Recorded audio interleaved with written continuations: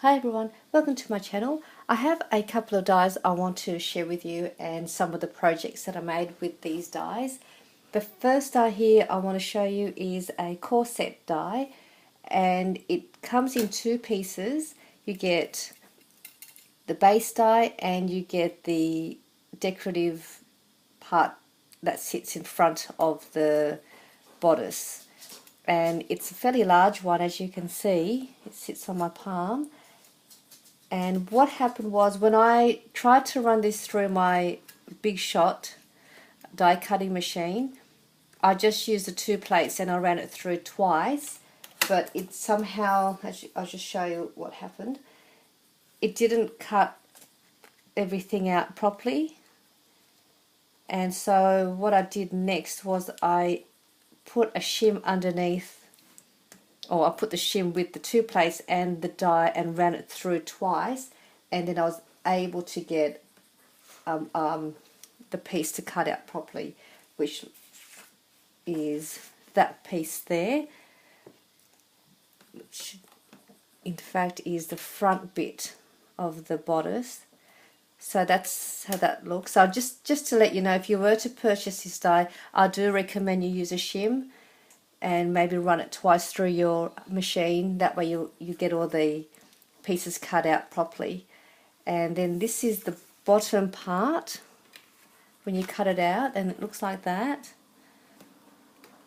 So that's your base, and then you got your decorative part, and that just sort of adheres to the top of the corset like that.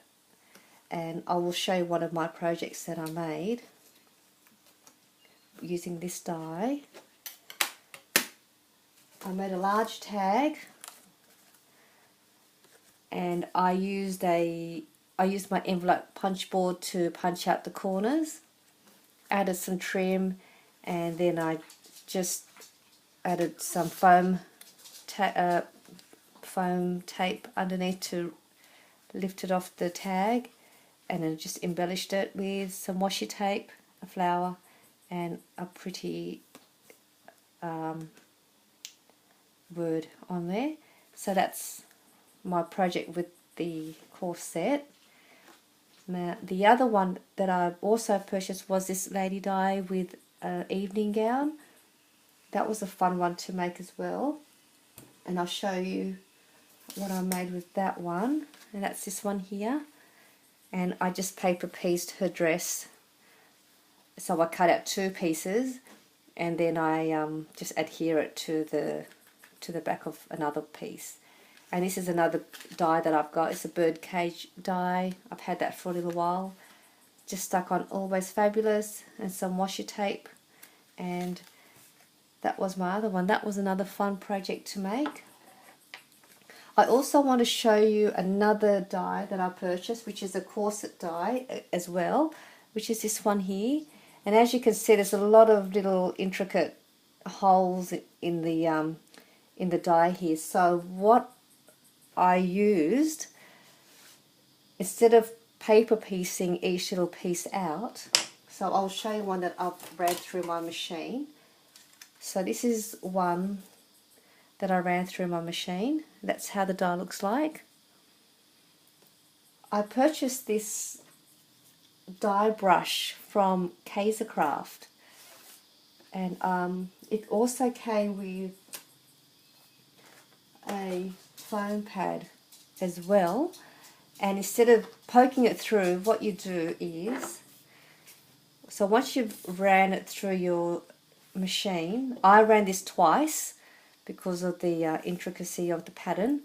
You then lay it flat on your foaming pad that it comes with, and then you just run the brush, just run it through a couple of times, and then you're able to just pull it out, and it just, everything stays on the foam pad. And just got a couple more, there's a few more pieces in there, but I didn't run it through properly. But as you can see, that's what it does, and I thought that was a good little tool. And this is how it's packaged. So that's the packaging by Craft. It's a do-it-yourself cuts die brush and foam pad.